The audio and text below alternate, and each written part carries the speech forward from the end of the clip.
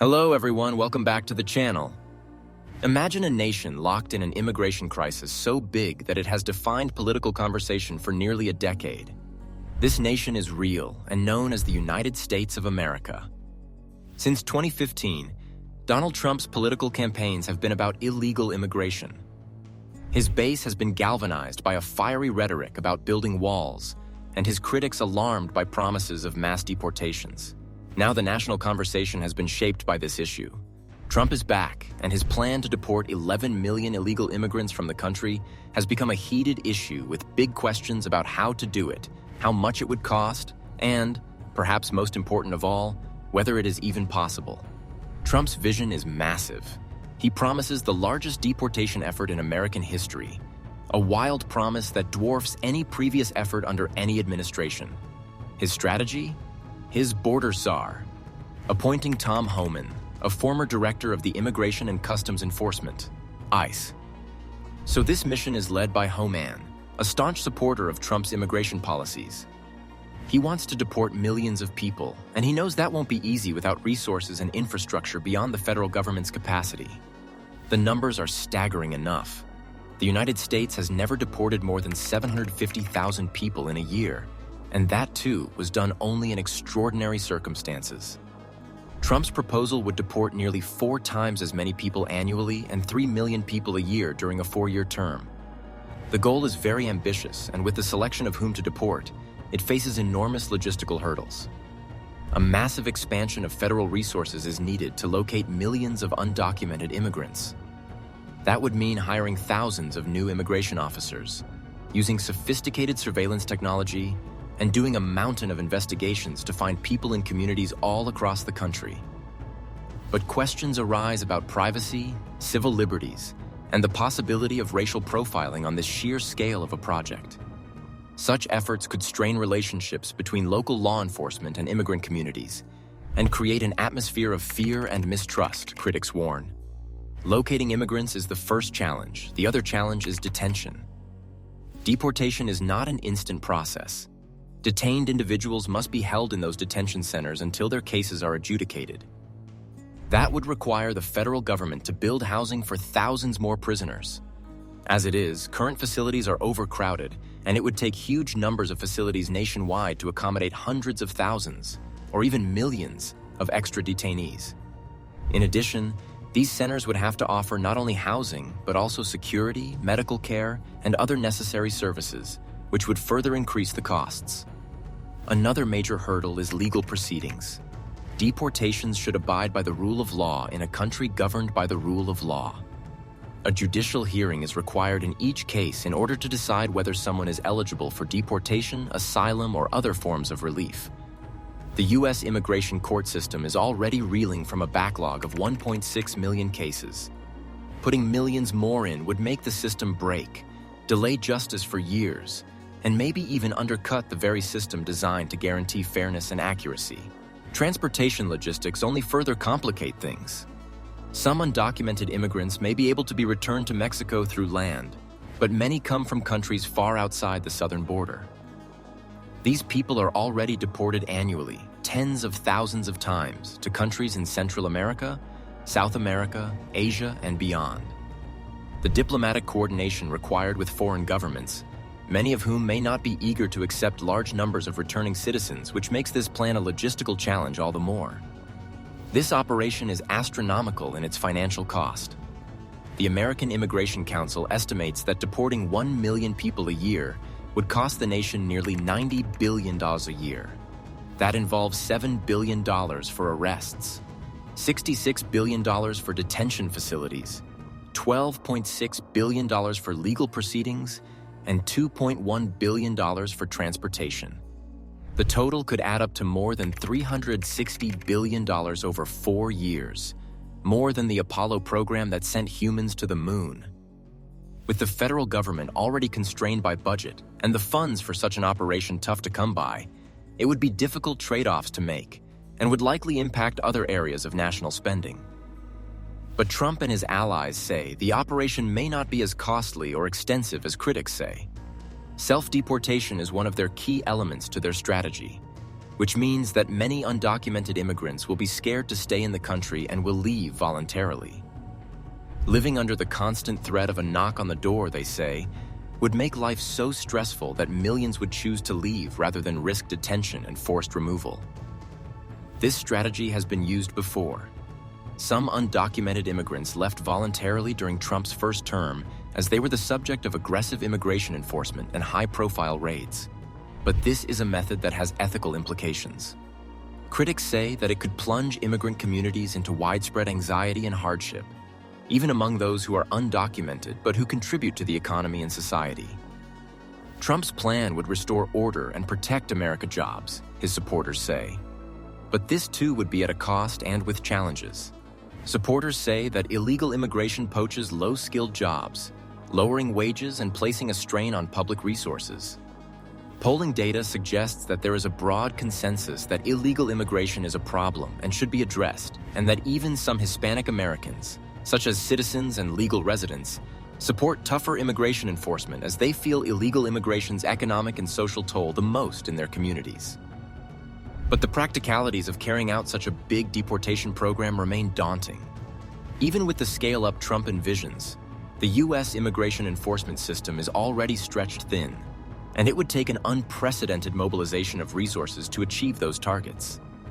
Yet immigration courts would have to process millions of additional cases.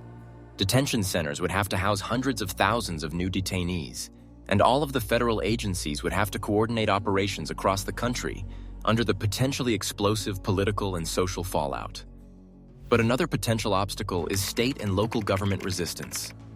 Several jurisdictions, including many in Democratic states, have labeled themselves sanctuary areas where they have refused to cooperate with federal immigration authorities. The implementation of Trump's plan would be further complicated by legal battles and political negotiations in overcoming this resistance. Trump, in the face of these challenges, shows no signs of deterring.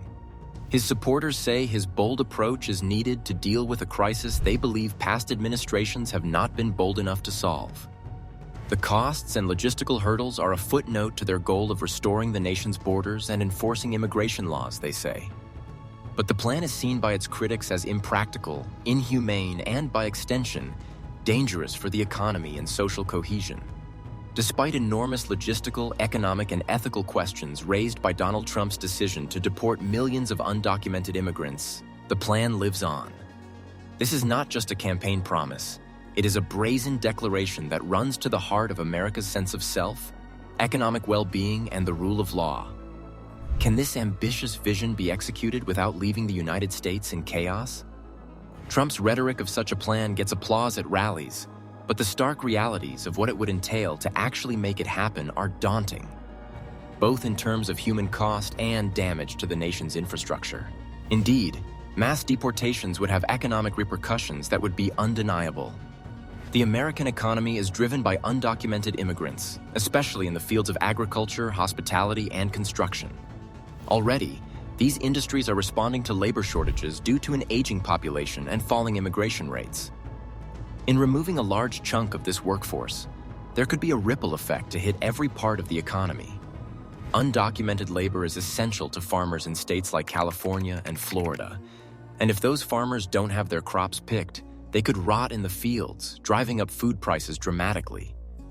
An economy already being pressured by inflation could be burdened even more by construction delays, inflated project costs, and a scarcity of housing. Undocumented immigrants are also consumers and taxpayers, and they're not just economic contributors. Many undocumented workers pay taxes, including Social Security contributions and local taxes, contrary to popular belief. This year alone, the federal and state taxes paid by undocumented immigrants totaled $76 billion. Taking them off would not only cut tax pay, they would also reduce consumption, further hitting the local economies. Any administration would find it daunting to attempt to balance the financial ledger after such an economic shock. Such an operation could be catastrophic in every sense, beyond economics.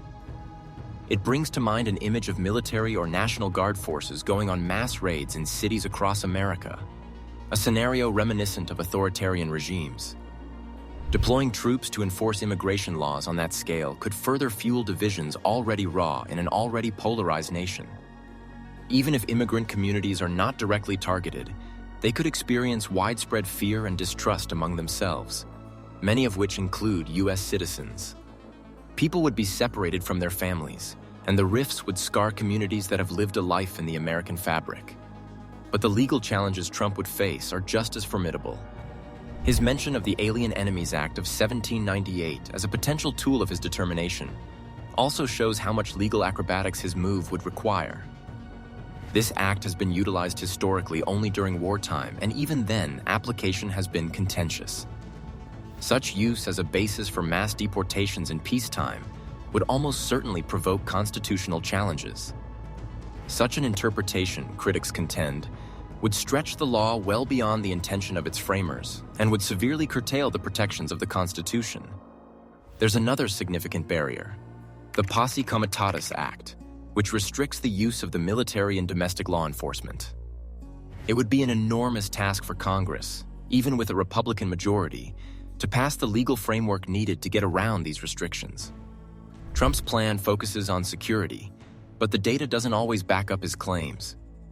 Studies abound showing that crime rates among undocumented immigrants are lower than or the same for U.S.-born citizens. Finally, treating undocumented immigrants as a hostile, militarized group, when most are simply peaceful people looking for a better life, is a disservice to us all. Calling them invaders is both inaccurate and could lead to dehumanizing millions of people. But such a daunting challenge has a unique appeal to Trump's base. This, they say, is a necessary step to restore law and order, to take back jobs, and to safeguard national identity.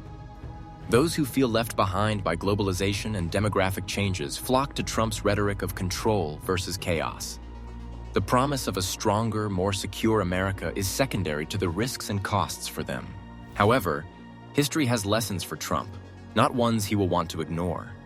Farmer and ranchers who depended on immigrant labor were outraged by Operation Wetback under President Dwight Eisenhower, which was the last large-scale deportation program. This backlash points to the fineness of the line between making immigration laws stick and keeping the economy humming. Trump's more ambitious plan, by comparison, risks alienating both immigrant communities and critical players in the agricultural, industrial, and service sectors. Another thing for consideration is the global reputation of the United States. International condemnation of mass deportations on the scale Trump envisions would strain relations with key allies and trading partners. Logistics would be further complicated if many countries resisted accepting deported individuals. The optics of such a militarized campaign could prove profoundly damaging for a nation that brags of being a land of opportunity and freedom. The question Trump's attempt to address illegal immigration raises is whether the problem can or should be solved by enforcement alone. Comprehensive immigration reform that addresses security while also providing a pathway to legal status for those who have resided and contributed to the country for years could be a more sustainable solution. Reform along these lines could ease labor shortages, generate more tax revenues, and allay fears among immigrant communities without taking dangerous steps that could contribute to an economic and social breakdown. The reality is stark. Even if Trump's plan were implemented, it might not even reach its targets. It's an unprecedented logistical challenge that would take time, money, and political will, plus the real possibility that deporting millions of people could create even more trouble. The deportation would be enormous in human cost, to those who are deported and to the communities who they leave behind. Trump's pronouncements are getting attention, but the practicalities of such a sweeping proposal are raising more questions than answers. Moreover, mass deportations are riddled with steep logistical, legal, and financial challenges. All undocumented immigrants would cost $315 billion to deport, according to the American Immigration Council. Such disruptions would extend beyond direct costs. They would be a major disruption to the labor market. Immigrants are needed for jobs that have labor shortages. Deporting millions would exacerbate shortages that would push up prices, slow economic growth. For example, fields such as construction and caregiving, fields that rely heavily on immigrant labor, would really struggle to fill the demand. There would likely be an increase in housing costs and a crisis in the shortage of caregivers for an aging population. By 2028, deporting 8.3 million immigrants could add 9.1% to inflation, according to economists at the Peterson Institute. A deportation of even 1.3 million would put prices up by 1.5%. According to the Brookings Institution, if these policies are passed, economic growth could fall by 0.4 percentage points in 2025. What do you think would be the impacts of this plan? Can it be conducted the way Trump envisions it to be? Let us know in the comments below. Subscribe to our channel for more engaging videos. See you in the next video.